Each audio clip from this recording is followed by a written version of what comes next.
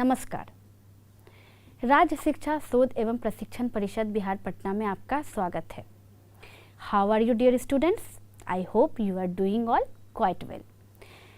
तो बच्चों, आपको पता है आज मैं क्या पढ़ाने वाली हूँ? आज आपको लग रहा है ना कि आज मैम क्या पढ़ाने वाली है। तो बच्चों, इससे पहले मैं आपसे करूँगी बातचीत। तो आप मुझे ये बताइए कि लेसन स्टार्ट करने से पहले थोड़ी बहुत तो बातचीत होनी चाहिए ना।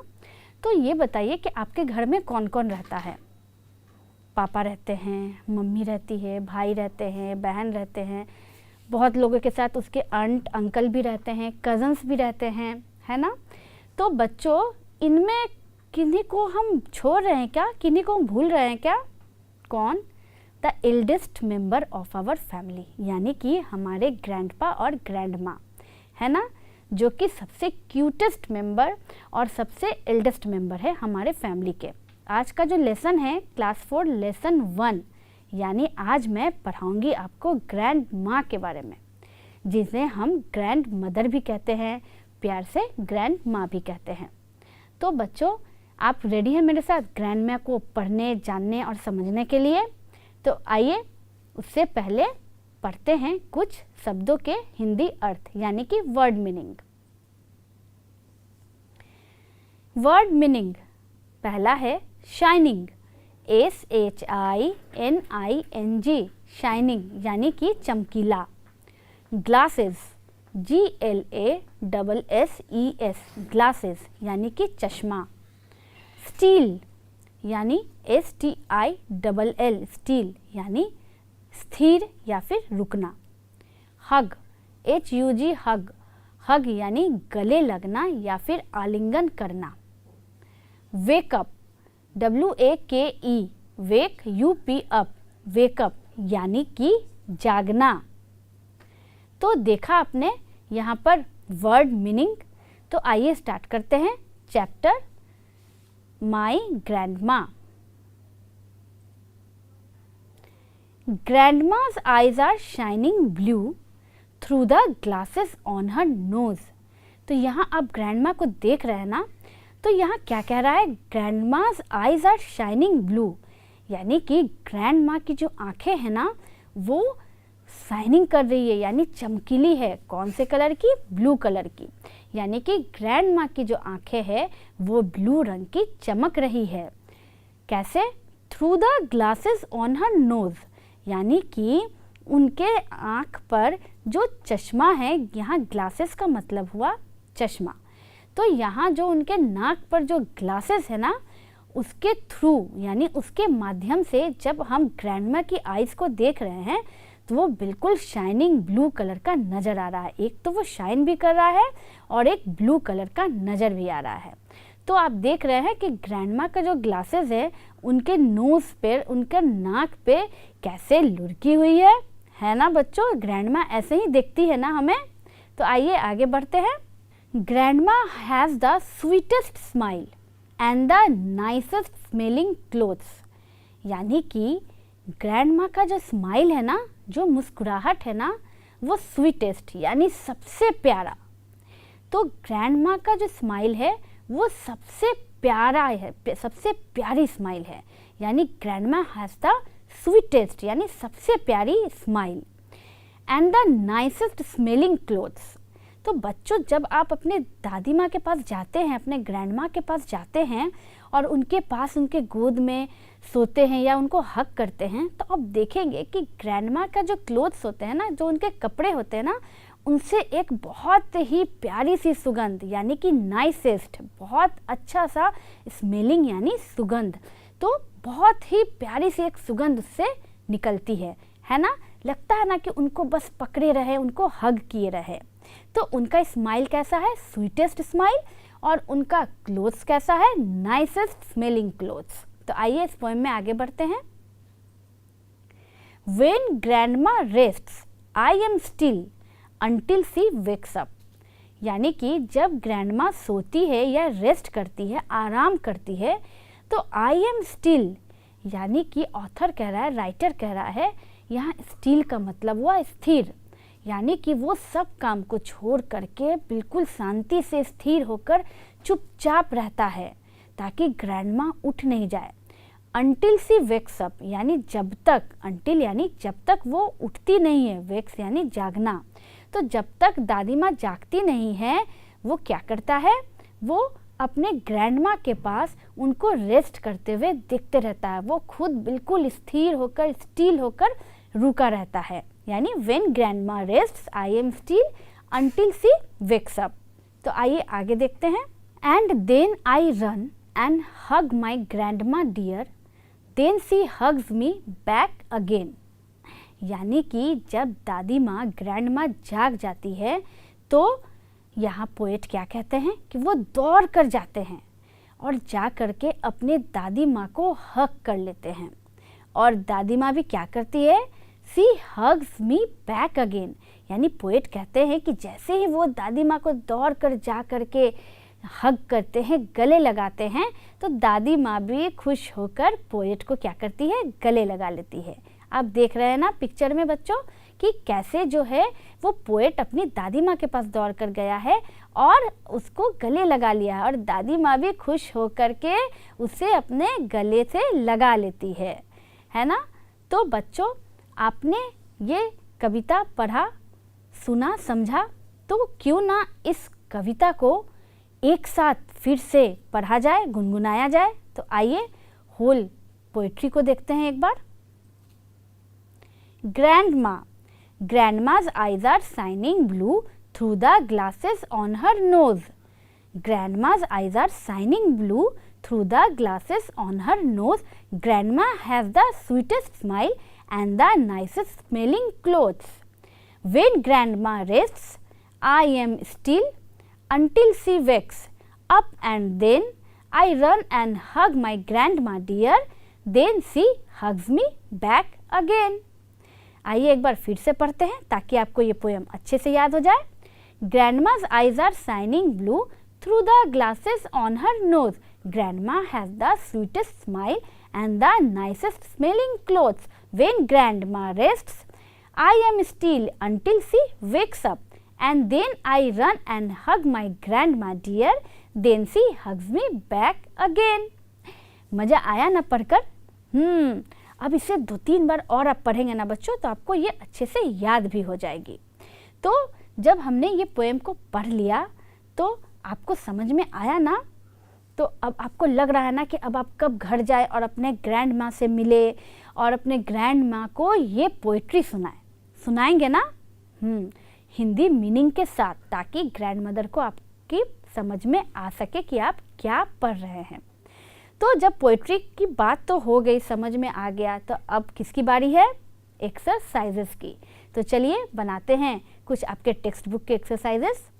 अबाउट माई ग्रैंड माँ, यानी कि ग्रैंड माँ के बारे में आपको बोलना है।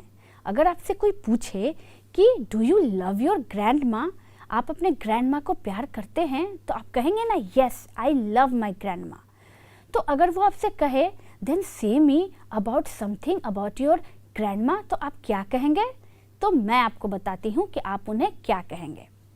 माई ग्रैंड माँ is the most beautiful lady in the world, यानी कि मेरी ग्रैंड माँ जो है, मेरी दादी माँ जो है, वो दुनिया की सबसे खूबसूरत लेडी, सबसे खूबसूरत औरत है।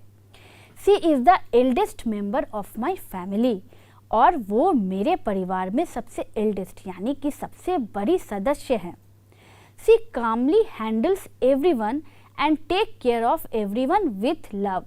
वो सबको कामली यानी शांति से, पेशेंस के साथ वो सबको हैंडल करती है और सभी का जितने भी घर में मेंबर्स हैं उन सभी का वो टेक केयर यानी कि देखभाल करती है प्यार के साथ। यानी दादी माँ का मतलब ही हुआ स्नेह और प्यार। आई लव माई ग्रैंड माँ, और ये तो आपको पता ही है कि आपको अपने ग्रैंड माँ से कितना प्यार है। तो आई लव माई ग्रैंड माँ, मैं भी अपने ग्रैंड माँ से प्यार करती हूँ। तो बच्चों ये रहा ग्रैंड माँ के बारे में कुछ बातें जो आपको नोट कर लेना है और याद कर लेना है। और किसे सुनाना है? ग्रैंड माँ को सुनाना है। आइए बढ़ते हैं आगे। अब आते हैं एक्सरसाइजेस। पहला है ट्रू और फॉल्स, यानी कि सही और गलत लिखना है। पहला है ग्रैंड माज आइज आर शाइनिंग ग्रीन, दूसरा है her glasses are on her ears, grandma has the sweetest smile, she has the nicest smelling clothes, grandma dislikes her grandson's hugging her. अब यहाँ जो भी सेंटेंस और स्टेटमेंट दिए गए हैं उन्हें आपको पढ़ के जल्दी से बताना है कि वो ट्रू है या फॉल्स है, यानी कि कौन से स्टेटमेंट सही हैं और कौन से स्टेटमेंट गलत हैं। आइए इसके आंसर को देखते हैं। ग्रैंडमाज आइज आर शाइनिंग ग्रीन, यानी कि ग्रैंडमा की जो आंखें हैं क्या वो ग्रीन है? नहीं ना, वो शाइनिंग ब्लू थे। तो इसीलिए पहला सेंटेंस हो गया गलत, यानी कि फॉल्स। दूसरा है her glasses are on her ears, यानी कि वो जो चश्मा पहनती हैं तो उनके नोज़ पर रहता है या ईयर्स पे रहता है? नोज़ पे रहता है, इसीलिए दूसरा स्टेटमेंट भी हो गया फॉल्स, यानी कि गलत। थर्ड है grandma has the sweetest smile, यानी ग्रैंडमा सबसे प्यारी मुस्कान जो होती है ना वो ग्रैंडमा के पास ही होती है। ये बिल्कुल सही बात है, इसीलिए इसका आंसर हो गया ट्रू, यानी कि सही। उसके बाद है she has the nicest smelling clothes, यानी दादी माँ जो कपड़े पहनती है ना वो उनका जो स्मेल रहता है ना वो सबसे अच्छा और सबसे बढ़िया, सबसे खूबसूरत सा सुगंध रहता है, नाइसेस्ट स्मेलिंग क्लोथ्स। तो क्या ये सही है? बिल्कुल सही है, तो इसका आंसर होगा ट्रू।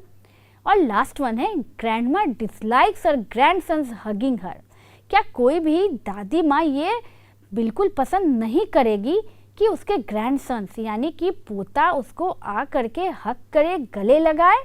क्या दादी माँ को पसंद नहीं आएगा? आएगा ना। तो इसीलिए ये स्टेटमेंट बिल्कुल गलत है और इसीलिए इसका आंसर होगा फॉल्स, यानी कि गलत। तो देखा आपने ट्रू और फॉल्स कितने आसानी से हमने सॉल्व कर लिए। तो आइए बढ़ते हैं और देखते हैं आगे क्या है। फिल इन द ब्लैंक्स, यानी कि खाली जगह को भरना है। पहला है grandma's dash are shining blue, grandma has the dash smile, she is wearing the dash smelling clothes, when grandma dash I keep quiet, I run and dash my grandma, then she dash me back again. यानी कि यहाँ जितने भी सारे blanks हैं उन blanks में आपको ऐसे वर्ड्स भरने हैं जिससे कि ये सेंटेंस करेक्ट और कंप्लीट हो जाए। तो आइए देखते हैं ब्लैंक्स में क्या भराएगा। ग्रैंडमा's eyes are shining blue. Grandma has the sweetest smile. She is wearing the nicest smelling clothes. When grandma rests, I keep quiet. I run and hug my grandma. Then she hug me back again. तो बच्चों जल्दी से आप भी अपने जो blanks है ना आपके बुक में उसमें जल्दी से इसे भर लीजिए ताकि जब भी इसे आप बनाएं तो गलत नहीं हो। तो फिल इन द ब्लैंक्स के आंसर्स आपने देख लिए, मिला लिए ना अपने आंसर्स के साथ। तो आइए आगे के प्रैक्टिस एक्सरसाइजेस भी देखते हैं। और क्या है? करेक्ट द स्पेलिंग्स, यानी कि स्पेलिंग्स को करेक्ट करें, सुधारना है। तो आइए देखते हैं कहाँ कहाँ कौन कौन से लेटर्स गलत है। पहला है BLU ब्लू, दूसरा है THROGH थ्रू, तीसरा है ग्लासेस GLASES ग्लासेस, चौथा है नोज NOUSE नोज, उसके बाद है स्मेलिंग SMELING स्मेलिंग, उसके बाद है स्वीटेस्ट यानी होना चाहिए क्या? स्वीटेस्ट, तो लिखा हुआ है SEATEST। फिर नेक्स्ट है नाइसेस्ट यानी NIECEST, और उसके बाद लास्ट वन है स्टील यानी STIL। तो यहाँ जितने भी सारे स्पेलिंग्स हैं वहाँ कुछ ना कुछ मिसिंग है, या तो कोई लेटर मिसिंग है या तो वो जो भी आगे पीछे लेटर्स जो है ना वो जम्बल्ड हुए हुए हैं। तो इनको क्या करना है बच्चों, इनको आपको करेक्ट करके करेक्ट स्पेलिंग्स बनाना है। तो ये तो इजी है ना, तो ये तो तुरंत बन जाएंगे, जल्दी से बनाइए इसे। आइए अपने आंसर्स को अपने आंसर से मिलाते हैं। BLU ब्लू हो जाएगा correct, blue BLUE blue. THROGH हो जाएगा करेक्टली THROUGH। ग्लासेस GLACES जो कि रॉन्ग है, करेक्ट होगा GLASSES। NOUSE नोज जो कि बिल्कुल गलत स्पेलिंग है, वो हो जाएगा NOSE nose. Smelling SMELING smelling, उसका करेक्ट स्पेलिंग क्या होगा SMELLING स्मेलिंग। सी टेस्ट तो कुछ होता ही नहीं है, तो SEATEST सी टेस्ट किस में चेंज होगा, कौन सा करेक्ट होगा स्पेलिंग इसका SWEETEST स्वीटेस्ट। उसके बाद है नाइसेस्ट NIECEST जो कि गलत है, तो करेक्ट क्या होगा, करेक्ट होगा NICEST नाइसेस्ट। और लास्ट है STIL स्टील, तो इसमें करेक्ट क्या होगा STILL, यहाँ एक और L ऐड हो जाएगा STILL स्टील। तो जल्दी से इस आंसर को नोट कीजिए। तो देखा आपने कैसे हमने मिस स्पेल्ड जितने भी स्पेलिंग्स थे सबको करेक्टली सही किया और उसको उसके सामने लिखा। तो आप भी जल्दी से इसे नोट कीजिए ताकि हम आगे नेक्स्ट एक्सरसाइज पे बढ़ सकें। तो आइए बढ़ते हैं नेक्स्ट एक्सरसाइज पे। रैमिंग वर्ड्स, ये तो आपका फेवरेट है और बिल्कुल इजी है। तो बच्चों यहाँ लिखना है रैमिंग वर्ड्स, यानी कि एक जैसे लय में बोलने वाले और सुनने वाले शब्द। तो पहला क्या है हग, फिर है ब्लू, फिर है नोज और फिर है बैक। तो इनका रैमिंग वर्ड लिखना है। तो बच्चों क्यों ना हम एक एक रैमिंग के जगह दो दो रैमिंग वर्ड्स बनाएं, ये तो बिल्कुल आसान है ना। तो आइए देखते हैं दो दो रैमिंग वर्ड्स आप बना पाते हैं या नहीं। तो जल्दी जल्दी बनाइए रैमिंग वर्ड्स। आइए इसके आंसर्स को देखते हैं। हक के साथ मैंने दो रैमिंग वर्ड बनाए, JUG जग, MUG मग। जग जिसमें हम पानी रखते हैं, मग मग में भी हम पानी रखते हैं, MUG मग।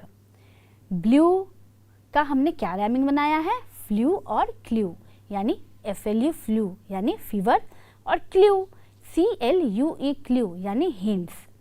उसके बाद नोज का मैंने बनाया है रोज और क्लोज, यानी ROSE रोज यानी गुलाब, और CLOSE क्लोज यानी कि बंद। बैक का मैंने बनाया है पैक, PACK पैक यानी कि कोई भी पैकिंग करना, बंद करना। और सैक SACK सैक, सैक मतलब होता है बोरा। तो आइए इसको एक बार रैमिंग करके हम लोग दोहराते हैं। हग जग मग, ब्लू फ्लू क्ल्यू, नोज रोज क्लोज, बैक पैक सैक। तो मज़ा आया ना रैमिंग वर्ड्स पढ़ने में बच्चों। तो आशा करती हूँ रैमिंग वर्ड्स आपने नोट भी किए होंगे। यहाँ मैंने दो दो रैमिंग वर्ड्स बताए, तो अगर आप चाहें तो इसमें और भी सारे वर्ड्स ऐड कर सकते हैं। जितने वर्ड आपसे बन सकें आप उनको रैमिंग कर सकते हैं और उसमें जोड़ सकते हैं। मैंने दो रैमिंग बताए, आप 3 भी बना सकते हैं, 4 भी बना सकते हैं। जो शब्द बोलने में एक जैसे लय में आए वो सारे रैमिंग वर्ड्स होते हैं, बस उनका कोई अर्थ निकलना चाहिए। तो रैमिंग वर्ड्स बनाने में तो आप बहुत आगे हैं, इसीलिए मुझे पता है आप मुझसे पहले बना भी चुके होंगे। तो बच्चों रैमिंग वर्ड्स बनाने के बाद आइए देखते हैं कि आगे आपके टेक्स्ट बुक में और क्या क्या एक्सरसाइजेज हैं, उन्हें भी बनाते हैं, सॉल्व करते हैं। ग्रैंडमा स्पेक्स, यानी कि यहाँ एक छोटा सा रैम से जो मैंने ग्रैंडमा के लिए लिखा है आप लोगों के लिए, ताकि आप जो है ना वो घर जाके इसी तरह से अपने ग्रैंड माँ के ऊपर उनको बैठा करके आप भी कुछ लाइंस अपने मन से लिख सके। तो बच्चों मैंने क्या लिखा है आइए देखते हैं। Grandma's specs round and small, on her nose they always fall. यानी कि आप पिक्चर में देख रहे हैं ना कि ग्रैंडमा जो है वो स्पेक्स यानी चश्मा। तो ग्रैंडमा का जो चश्मा है वो कैसा है, राउंड एंड स्मॉल, यानी कि गोल गोल और छोटा सा है। और जब ग्रैंडमा अपने ग्रैंडसन्स या ग्रैंड डॉटर से बात करती है ना तो उनका चश्मा हमेशा उनके नोज़ पर रहता है ना। दे ऑलवेज फॉल, यानी उनके नोज़ पर उनका चश्मा हमेशा लुढ़का रहता है, गिरा हुआ रहता है। तो आइए इसे एक बार फिर से रैमिंग करके पढ़ते हैं। Grandma specs round and small, on her nose they always fall. तो था ना ये बहुत ही मज़ेदार सा छोटा सा रैम्स। तो बच्चों इसे आप तुरंत याद कर लीजिएगा, ठीक है। और याद करने के बाद आपको भी ऐसे रैम्स बनाने हैं। मुझे देखना है कि आप अपने ग्रैंडमा को कितना प्यार करते हैं, ठीक है। तो आइए आगे बढ़ते हैं। आंसर द फॉलोइंग क्वेश्चन, यानी जो सवाल दिए हुए हैं उसके जवाब दीजिए। सवाल है, does the poet care for his grandma, which words and phrases so this. यानी कि क्या इस कविता में जो पोएट हैं वो अपने ग्रैंडमा का केयर करते हैं। अगर करते हैं तो वो कविता का कौन सा लाइन है जिससे आपको ये पता चला कि कविता में जो पोएट है वो अपने ग्रैंडमा को केयर करते हैं। तो वो वर्ड, वो लाइन या फिर वो फ्रेजेस जो भी है वो आप लिखिए। तो जल्दी से बताइए, पोएम को याद कीजिए और सोचिए वो कौन से फ्रेजेस थे, वर्ड्स थे या लाइंस थे जिसमें ये पता चल रहा था कि पोएट अपने ग्रैंडमा को केयर करता है, प्यार करता है। जल्दी से बताइए सोच के। आइए मैं आपको इसका आंसर बताती हूँ। Yes, the poet cares for his grandma, the following words and phrases so this. हाँ, जो पोएट थे वो अपने ग्रैंडमा का केयर करते थे और ये जो निम्नलिखित वर्ड्स और फ्रेजेस है वो इसे दर्शाता है। तो वो कौन सा लाइन है आइए पढ़ते हैं। When grandma rests, I am still until she wakes up। यानी याद है आपको, मैंने पढ़ाया था कि पोएट कहते हैं कि जब तक ग्रैंडमा रेस्ट करती है तब तक वो बिल्कुल स्थिर खड़े रहते हैं जब तक कि ग्रैंडमा उठ ना जाए। तो बच्चों इससे ज़्यादा केयरिंग और क्या होगा कि वो पोएट जो रहते हैं वो ग्रैंडमा को बिल्कुल डिस्टर्ब नहीं करते हैं, इसलिए कि ग्रैंडमा डिस्टर्ब होकर कहीं उठ ना जाए, कहीं उनका जो रेस्ट है वो रेस्ट करते करते कहीं रेस्ट छोड़ के अपने ग्रैंड सन को देखकर खड़ी ना हो जाए, उससे बातें ना करने लगे। इस कारण से पोएट अपने आप को बिल्कुल स्थिर रखते हैं और तब तक स्थिर होकर इंतज़ार करते हैं जब तक कि ग्रैंडमा जग नहीं जाए। तो यही है उस क्वेश्चन का आंसर। जल्दी से इसे नोट कीजिए। तो बढ़ते हैं हम आगे। दूसरा सवाल है, how can you say that both grandma and grandson have very deep love for each other. यानी कि आप कैसे कह सकते हैं कि पोएम में ग्रैंडमा और ग्रैंडसन के बीच में बहुत डीप लव है, यानी वो एक दूसरे को बहुत ही ज़्यादा प्रेम और स्नेह कर सकते हैं। आप ये कैसे कह सकते हैं? तो आइए इसके आंसर को देखते हैं। Grandma and grandson hug each other in love, so I can say that they have very deep affection for each other. तो आपको याद होगा अगर पोएम का लास्ट लाइन कि जब पोएट ने अपने ग्रैंडमा को जगने के बाद जाके दौड़कर हग किया था, गले लगाया था, तो ग्रैंडमा भी खुशी से अपने ग्रैंडसन को, अपने पोते को गले से लगा ली थी। तो बच्चों ये लाइन शो करता है कि ग्रैंडमा और ग्रैंडसन में कितना डीप लव था। तो वही इस आंसर में भी लिखा हुआ है कि grandma and grandson hug each other in love, so I can say that they have very deep affection, यानी स्नेह फॉर ईच अदर। है ना बिल्कुल आसान सा आंसर। ये देखने में जितना बड़ा लग रहा था पर है इसके आंसर बिल्कुल ही इजी, जो कि आपको तुरंत याद हो जाएंगे। तो अगर आपने इसे नोट कर लिया तो बढ़ते हैं हम आगे। Answer the following question. आप अब आते हैं तीसरे क्वेश्चन पे। How do you treat with your grandma, do you listen to her. ये बहुत इंपॉर्टेंट क्वेश्चन है। ये पूछ रहा है कि आप अपने ग्रैंड माँ के साथ कैसा व्यवहार करते हैं, उनके साथ कैसा ट्रीट करते हैं। Do you listen to her, क्या आप उनको सुनते हैं, उनकी बातों को सुनते हैं, ध्यान देते हैं। तो बच्चों, आप अपने ग्रैंड माँ से जैसा ट्रीट करते हैं वैसा आंसर जल्दी से मुझे बताइए, और फिर मिलाएंगे आपके आंसर्स को मेरे आंसर से। तो आइए मिलाते हैं आंसर को, देखते हैं ग्रैंड माँ को कैसे ट्रीट करते हैं। I behave with my grand माँ एफेक्शनेटली, यानी कि मैं अपने दादी माँ, अपने ग्रैंड माँ के साथ बहुत ही स्नेहपूर्वक व्यवहार करता हूँ। I always listen to her, और मैं अपने दादी माँ की बातें हमेशा सुनता हूँ। तो बच्चों, क्या ये बिल्कुल सही आंसर है ना? आपके भी आंसर्स यही है ना? दादी माँ होती ही इतनी प्यारी चीज़ है कि उनको बिना स्नेह और प्यार किए हुए हम रह ही नहीं सकते हैं, और उनकी बातों को तो सुनना ही चाहिए, क्योंकि वो जो भी बातें बताती है ना, वो हमारे लिए बहुत ही नेसेसरी और बहुत लाभदायक होती है ना बच्चों? तो चलिए आगे बढ़ते हैं। Arrange my family according to their position, यानी कि यहाँ एक फैमिली के मेंबर्स के पोजीशंस लिखे हुए हैं। Grand mother, father, sister, grandfather, mother और ब्रदर। तो इनके पोजीशंस को आपको क्या करना है? अरेंज करना है। आपको देखना है कि कौन सा सीक्वेंस होना चाहिए, यानी पहले क्या होना चाहिए। पहले फादर होना चाहिए, या ब्रदर होना चाहिए, या ग्रैंड मदर होना चाहिए। तो आपको देखना है कि कौन सा सीक्वेंस सही है, और उनके पोजीशन के अकॉर्डिंग आपको उस सीक्वेंस को बनाना है। तो ये है बहुत ही इजी सा टास्क। तो इसे जल्दी से आप अरेंज कीजिए और उनके पोजीशन के अकॉर्डिंग इसको सीक्वेंस में जल्दी से बनाइए। ये आया करेक्ट सीक्वेंस। क्या है? सबसे पहले ग्रैंडफादर, फिर ग्रैंड मदर, फिर फादर, फिर मदर, और फिर आपके भाई बहन यानी ब्रदर और सिस्टर। तो बच्चों, आपको ये पता होना चाहिए कि हमारे फैमिली में जो हेड होते हैं ना, तो वो कौन होते हैं? हमारे ग्रैंडपा, यानी हमारे ग्रैंडफादर, दादाजी। दादाजी के बाद अगर कोई हेड है तो कौन होता है? वो है हमारी प्यारी ग्रैंड माँ, यानी कि हमारी ग्रैंड मदर, दादी माँ। उसके बाद फादर, यानी कि ग्रैंडफादर और ग्रैंड मदर के बाद पोजीशन आता है फादर का, पिताजी का।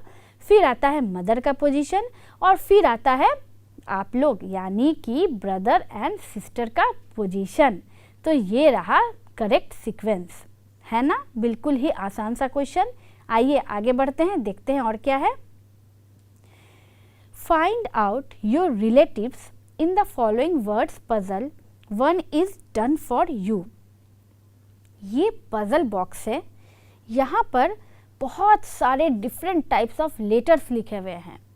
इन लेटर्स में से आपको चुन करके वर्ड्स बनाने हैं, और वैसे वर्ड्स बनाने हैं जो आपके रिलेटिव्स हो। जैसे one is done for you, यानी कि एक आपके लिए बना हुआ है।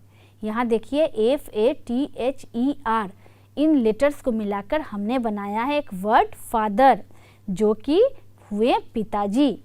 तो इसी तरह से जल्दी से आप देखिए और बताइए मुझे कि यहाँ कौन कौन से लेटर्स जोड़ करके कौन कौन से रिलेटिव्स वाले वर्ड्स बनते हैं। आइए इस पजल को सॉल्व करते हैं, देखते हैं कौन कौन से वर्ड्स बनते हैं। यहाँ बनता है नेफ्यू, NEPHEW, नेफ्यू मतलब भतीजा। फिर है अंकल, UNCLE, अंकल मतलब चाचा। फिर बनता है सिस्टर, SISTER, यानी बहन। आंट, AUNT, आंट यानी कि चाची। मदर, MOTHER, मदर यानी माता। BROTHER, ब्रदर यानी भाई। और NIECE, नीस यानी भतीजी।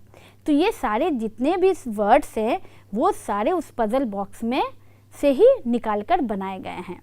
तो बच्चों घर जाकर इस पज़ल बॉक्स को आपको अपने टेक्स्ट बुक में बनाना है और मैंने यहाँ आपको आंसर बता दिए हैं, यानी कि ये सब आंसर को नोट कर लीजिए और पज़ल बॉक्स में आपको जैसे मैंने फादर को कलर किया था वैसे ही बाकी लेटर्स को बनाकर, इन वर्ड्स को बनाकर कलर करके लाना है। ये आपका होमवर्क है ना। मज़ेदार होमवर्क, इससे गेम भी हो जाएगा और हमारा पजल भी सॉल्व हो जाएगा। तो बच्चों पज़ल भी सॉल्व हो गया, आइए देखते हैं आगे और क्या है। ये है फैमिली ट्री, यानी कि अपने फैमिली को अच्छे से समझने के लिए इस ट्री को आप ध्यान से देखिए। सबसे पहले कौन है? ऊपर में ट्री के सबसे ऊपर है ग्रैंडपा ग्रैंडमा। उसके बाद कौन है बच्चों? उसके बाद है डैड मॉम और उनके बगल में है अंकल और आंट। डैड मॉम के नीचे कौन है? सिस्टर है, ब्रदर है और मी यानी आप भी हैं। और अंकल आंट के नीचे हैं दोनों कज़न्स आपके। तो है ना ये फैमिली ट्री, यानी कि आपके फैमिली में जो रहते हैं, जो एल्डेस्ट मेंबर है, तो एल्डेस्ट मेंबर से स्टार्ट होकर के यंगर मेंबर तक आपको ये ट्री बनाना है। तो देख लीजिए ध्यान से फैमिली ट्री मैंने कैसे बनाया है।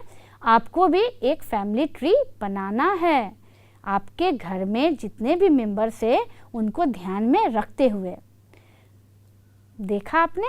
तो बच्चों ये जो फैमिली ट्री मैंने आपको बताया ये कैसे स्टार्ट करना है, मैं आपको हिंट्स भी दे चुकी हूँ, पिक्चर भी दिखा चुकी हूँ। यानी कि एल्डेस्ट मेंबर से ये स्टार्ट होगा और नीचे आकर यंगर मेंबर पे ये ख़त्म होगा।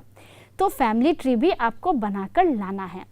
तो बच्चों आशा करती हूँ कि आपको ये चैप्टर बहुत अच्छे से समझ में आया होगा और एक्सरसाइजेस बनाने के बाद तो आपको और भी मज़ा आया होगा।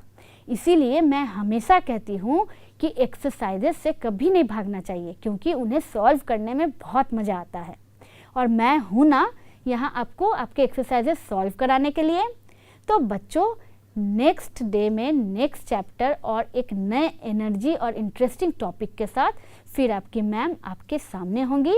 तब तक आज जो होमवर्क मैंने दिया है सबको फिर से मैं आपको रिमाइंड करा देती हूँ। आपको क्या क्या करना है? घर जाके दादी माँ को रैम सुनाना है, दूसरा होमवर्क पजल सॉल्व करना है और तीसरा होमवर्क क्या है बच्चों? फैमिली ट्री बनाना है। देखिएगा आज होमवर्क करने में आपको कितना मज़ा आएगा। ये एक तरह से एक्टिविटी भी हो जाएगा, पढ़ाई के साथ साथ वो भी ज़रूरी है ना। तो इसी के साथ बच्चों आज का क्लास मैं यहाँ एंड करती हूँ।